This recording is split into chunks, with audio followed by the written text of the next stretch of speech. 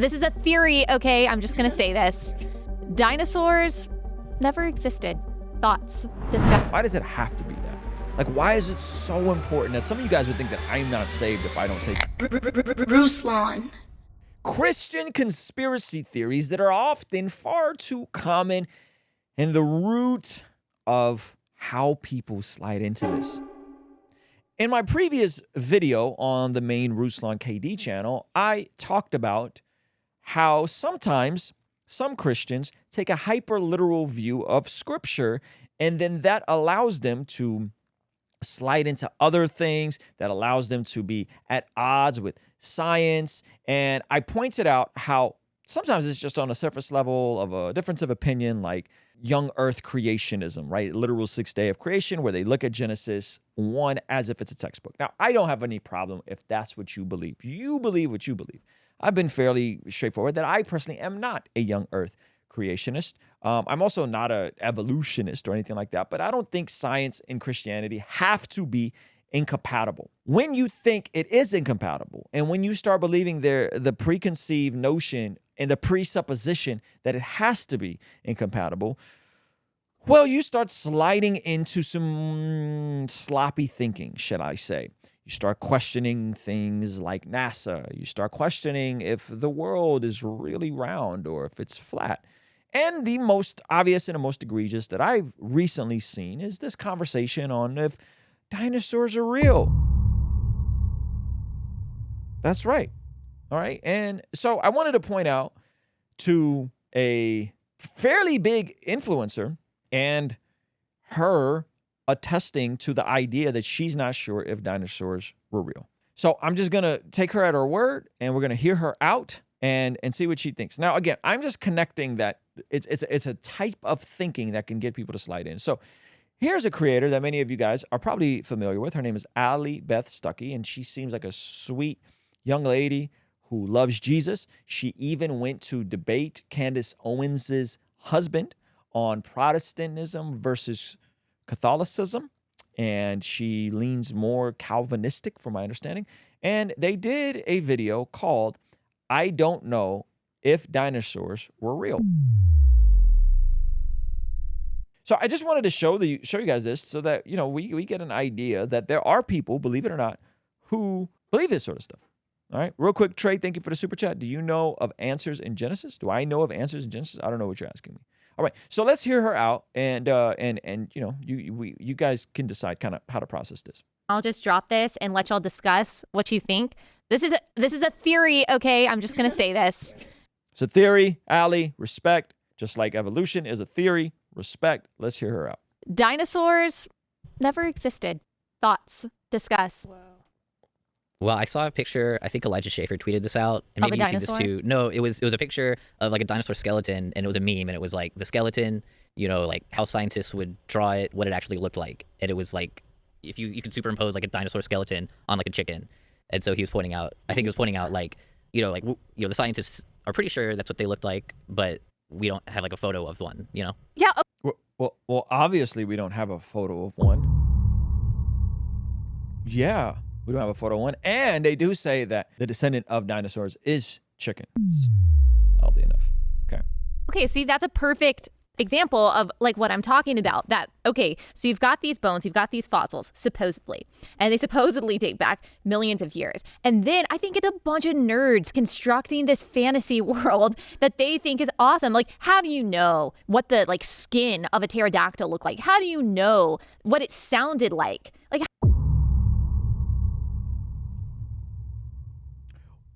well, we don't know, Allie.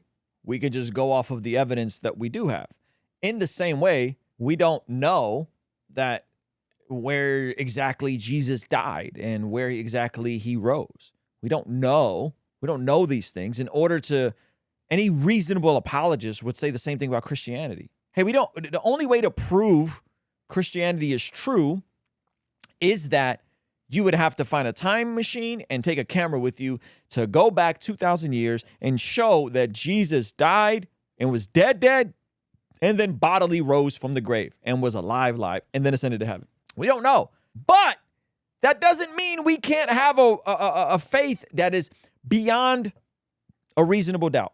We can have faith that's a beyond a reasonable doubt and go, wait a minute, we don't know, but we can have a degree of confidence, which is, I believe, faith is a confidence spectrum that Jesus is who he says he is and that he died and then he rose from the dead. So I would look at it that way, all right? I only have a master's degree in biology, so I'm an expert, but I did my thesis on how the creationists and evolutionists agree there was a flood. Well, there you go. Okay, that's awesome. They agree on something. All right, we got Singapore in the house. Okay, so let's get back to but do you guys notice that when it comes to things that require a degree of confidence in the evidence, folks in the fundamentalist space or that lean more fundamentalist have no problem with that, but then when it comes to having a degree of faith and things that come to the evidence is a skepticism, hyper skepticism like this? How do you know those things really, and like the different color patterns and all of that? How are you picking that up from bones? Now, some people, I don't think I would go so far as to say this, but some people say it's a grand conspiracy against like young Earth creationism, which says that the Earth is like 6,000 years old. Darkness. Darkness. And, you know, obviously God created it, that they tried to like use that as, no, the Earth is like billions of years old and like we've evolved over time, yada, yada. I don't know. Why couldn't have God created the earth old?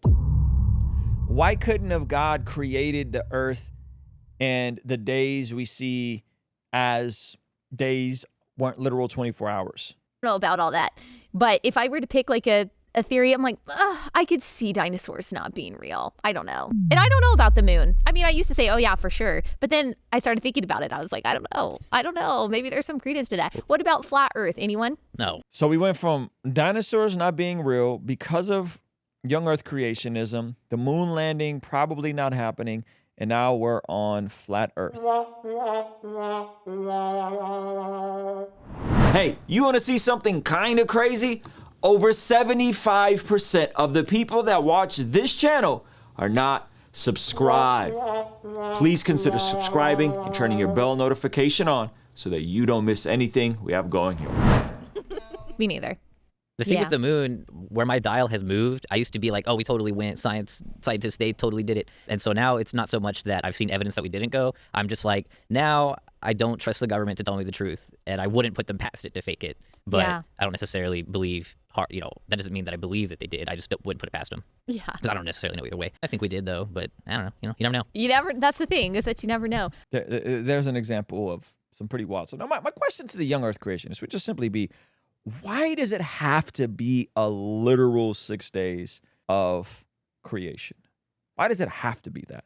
Like, why is it so important that some of you guys would think that I'm not saved if I don't take to your view of a literal 6 day creation? Why does it have to be 6 days? Why couldn't have those days been millions and billions of years? Why couldn't have God made the earth old? Why can't gap theory be a thing? Why does it have to be a literal 6 day creation? And why is it so important to you? I'm genuinely curious.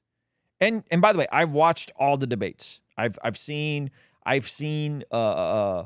Michael Jones debate, against with the young Earth creation. I've watched all of them. Why does it have to be that way? And why do you assume that Genesis 1 is a scientific breakdown and not, of most scholars throughout time have viewed it as more of a poetic breakdown? I'm curious, right? So that would be the way I would just pose those questions. I don't have the answers for you guys. I just say, hey, we have a degree of confidence in certain information beyond a reasonable doubt, and I believe what the scriptures say, and I'll show you guys a verse that kind of guides my thinking about this. And maybe you guys disagree with this verse, which is fine. You could disagree. You could disagree with this verse. But if you read the entire scriptures, this theme is repeated throughout all the scriptures. Okay? Repeatedly in all of the scriptures. Whether the children of Israel are in exile, whether the Babylonians take them captives, whether they're in Egypt, wherever, this theme is repeated throughout all scripture. You guys ready? The earth is the Lord's and everything in it. The world and all its people belong to him. For he laid the earth's foundations on the seas and built it on the ocean depths. So what this verse is saying, and this is, again, echoed through all the scriptures, all of it, New Testament, Old Testament, is this idea that God is God, and God is ultimately in control. and God is ultimately in control, and the earth is his. The world is his, right? The world is his. So if the world belongs to God, and the people in the world belong to God, and the earth and all of this belongs to God, that means that Jesus is on the throne now. He's there now, right now, on the throne. And according to Ephesians, the earth is his footstool. And so I think some of you guys need this, because I think some of us have really veered off course with our worldview and just assume that God's on vacation and he just let the enemy do whatever he wants to do. And so the enemy controls NASA and the enemy controls everything. The enemy just got it all. And God's on vacation. He's taking a nap. Well, that's not what the scriptures say. So here's the first verse. Psalm 24. And by the way, this is in 1 Corinthians 15. This is everywhere. The earth is the Lord's and everything in it. The world and all its people belong to him. For he laid the earth's foundation on the seas and built it on the depths of the ocean. Now check this out. Check out what Ephesians 1 says. This is so dope. This is so good. Check this out. It's Ephesians 1 verse 19. This is Paul writing to the church in Ephesus. I also pray that you will understand the incredible greatness of God's power for us who believe in him. This is the same mighty power that raised Christ from the dead and seated him in the place of honor at God's right hand in the heavenly realms. Now he is far above any ruler or authority or power or leader or anything else, not only in this world, but also in the world to come. Jesus is above any ruler or authority or power or leader or anything else, not in this world, but also in the world to come. I would say Jesus is far above any conspiracy, any institution, any organization, any cabal, any Illuminati. He is far above all of it. He is far above all of it. And if we go back and we let Scripture interpret Scripture, the earth is the Lord's. That word Lord's right there is Yahweh, okay? And if we read Hebrews 1, Jesus is Yahweh, okay? Everything in it. The earth and all the Lord belong to him. He is far above any ruler or any power or any leader or anything else, not only in this world, but in the world to come. Now check this out. It gets better, friends. And God has put all things under the authority of Christ and has made him head over all things for the benefit of the church. Every institution for the benefit of the church. Music too. Science too. All of it. And the church is his body. It is made full and complete, who fills all things everywhere with himself. So friends, we don't got to be afraid of science. You don't got to be afraid of NASA. You don't got to be afraid of physics. You don't got to, right? Like, what are we doing? Christ is seated on the throne now. He is above all power and authority now, in this world, here and now. And whatever authority, influence Satan has as the God of this world is on loan to him is very limited in scope. And he doesn't have infinite authority, nor is he God in the sense that he is not omnipresent. He's not all-knowing. He's not all-present. He's not all-powerful. That is not what Satan is, yet Jesus is. Okay? So I'm not afraid of any lizard people. I'm not afraid of NASA. I'm not afraid of science. I'm not afraid of dinosaur fossils. I'm not afraid of anyone trying to trick me because Jesus is on the throne right now. The earth is the Lord's and everything in it. So I don't have to navigate and think that this world has some big approach to try and trick me into believing the earth is old. Because if I start believing the earth is old, then I don't take Genesis literally, Genesis 1 literally, then I'm going to stop taking the rest of the Bible literally, and then I'm going to walk away from the faith, right? I don't got to live my life that way. I can go, okay, Genesis 1 says God created the heavens and the earth. I believe that. Science also has some other things that seem compelling and have evidence. I could believe that as well. Assuming that everything is about the Matrix and they trying to get you and trick you, I just think that's a trash way to exhibit theology on this side of eternity, considering that we see this all throughout Scripture. I can show you verse after verse after verse that echo this over and over, that echo this over and over. I mean, all of Ephesians 1 is about Jesus being on the throne. And I think this is why we are where we are in terms of Christians lacking influence in culture, is because we ran from the cities. We moved away from the places where we had influence. We moved away from the institutions, which, by the way, Christians established. All of our Ivy League schools, we moved away from all these institutions. We got scared. We moved, and it was the fundamentalists that influenced this. We gave up music. We gave up the arts. We gave up media. All the areas we used to trailblaze in, we checked out. And then you wonder why we look around and Hollywood is so anti-God. Well, we think Hollywood is evil, which then prevents Christians from wanting to go into that line of work with media, which then continues making evil content, which then continues keeping Christians out of the content. We've given it all up on this presupposition that they're trying to pull one over on you, which is more tied into not biblical thinking, not what the historical church has done, but in the last 100 years of this fringe fundamentalism. We need to go back into the cities, go back into the culture, go back into media, go back into the arts. And you need to be equipped and prayed up to go into those areas and do your thing. Stop living your life walking on eggshells. Get right with Jesus, work out your junk, get therapy if you need therapy, become competent, and go into the marketplace of ideas and be present there.